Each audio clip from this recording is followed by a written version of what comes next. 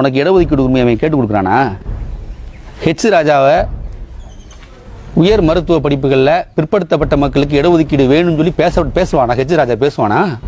இலகணேசன் பேசுவாரா? வானதி சீனிவாசன் பேசுவான்? இப்போ புதுசாக வந்திருக்கிறாரே நம்மாள் முருகன் பேசுவாரா? ஆர்எஸ்எஸ் பேசுமா? அப்புறம்னா இந்து பாய்களையும் கிறிஸ்டினையும் அடிக்கிறதுக்கு மட்டும் நம்ம இந்துவான், இடஒதுக்கீடு கேட்டால் சூத்திரன்னு சொல்லிடுவான்.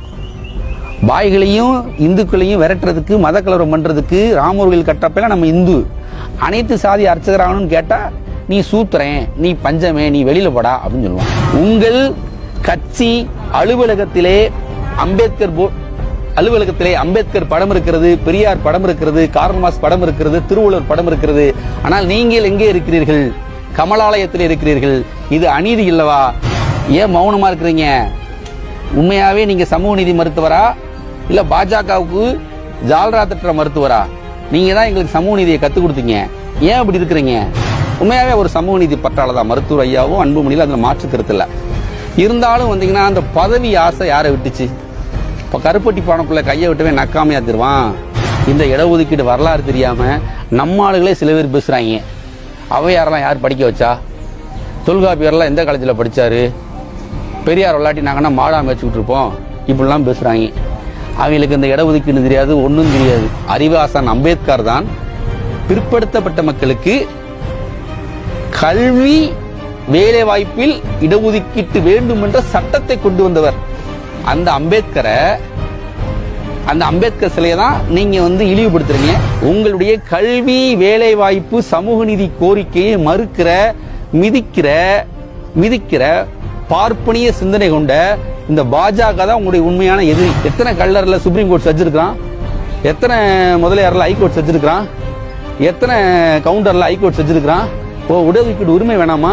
அதெல்லாம் கேட்க மாட்டற. அதை கேட்காம உன்னுடைய தமிழர்கள் ஒரு பிரிவா இருக்கிறவன்ட்ட போய் நீ சண்டை போட்டுக்கிட்டு 73 தன்னுடைய இறுதி கூட்டத்தில் தந்தை பெரியார் டி நகர் கூட்டத்தில் அழுதார். உங்களை சூத்திரனா விட்டுட்டு சாகுறனே, இதை கேட்க நாதி இல்லாம போயிருமே, என் மக்களை சூத்திரனா விட்டு சாகுறனே, நான் என்ன பண்ணுவேன் அப்படின்னு சொல்லி அழுதுகிட்டே கேட்டார். அந்த சூழல்ல தனித்தமிழ்நாடு கேட்டார். அதெல்லாம் மறந்துட்டு எங்கிட்ட ஆண்ட பரம்பரை அப்படின்னு மீசியை முறுக்கி சொல்ற. ஆனா தாசில்தார்ட்ட போய் நாங்க மோஸ்ட் பேக்வேர்டு, எங்களுக்கு இடஒதுக்கீடு கொடுங்க, எங்க சாதியை மிகவும் பிற்படுத்தப்பட்டியல சேருங்க சொல்ற. உடச்சு சொல்லு, நீ ஆண்ட பரம்பரையா அடிமை பரம்பரையா? கோவன் தான் ஒரு பாட்டு பாடுவாரு. ஆண்ட பரம்பரையா அரச பரம்பரையா, அடங்கி ஒடுங்கி நின்ன அடிமை பரம்பரையா, ஏ மாந்து ஓலச்ச அந்த பாவப்பட்ட சூத்திரனா, பாப்பானோட சேர்ந்து கூடிக எடுத்த சத்திரிய புத்திரனா. மருத்துவ மேற்படிப்பு சீட்டு இன்னைக்கு பரிபயிக்குச்சு. யாரு சீட்டு? நம்முடைய கள்ளர் மருத்துவ மாணவர்கள் படிக்க வேண்டிய சீட்டு. யாரு சீட்டு? அகமுடையார் மருத்துவ மாணவர்கள் படிக்க வேண்டிய சீட்டு. யாரு சீட்டு? அம்பலார் மாணவர்கள் படிக்க வேண்டிய சீட்டு.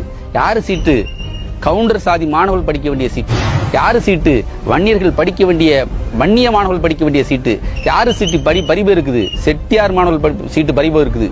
நாடார் மாணவருடைய சீட்டு பரிபு இருக்குது. ஆனா அந்த உண்மை தெரியுது அவங்களுக்கு.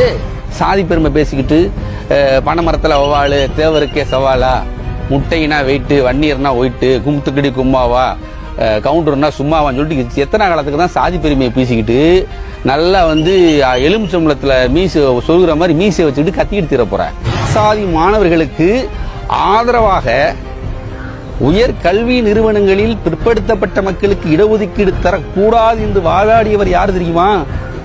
நாமெல்லாம் இந்து என்று சொல்லக்கூடிய பாஜக கட்சியினுடைய அமைச்சராக இருந்து இறந்து போன அருண்ஜேட்லி. மனு தர்மத்திலே சொல்லியிருக்கிறார்கள், சூத்திரர்களுக்கு எதை கொடுத்தாலும் கொடுங்கள், கல்வியை கொடுக்காதீர்கள். சூத்திரன் கல்வி கற்றால் கல் குடித்த குதிரையாகி விடுவான் என்று சொல்லியிருக்கிறார்கள். மருத்துவ மேற்படிப்பு இடங்களில் பிற்படுத்தப்பட்ட மக்களுக்கு சேர வேண்டிய 27% விழுக்காட்டின்படி 2578 இடங்கள் கிடைத்திருக்க வேண்டும். ஆனால் ஓபிசி மக்களுக்கு கிடைத்திருப்பதோ 371 இடங்கள்.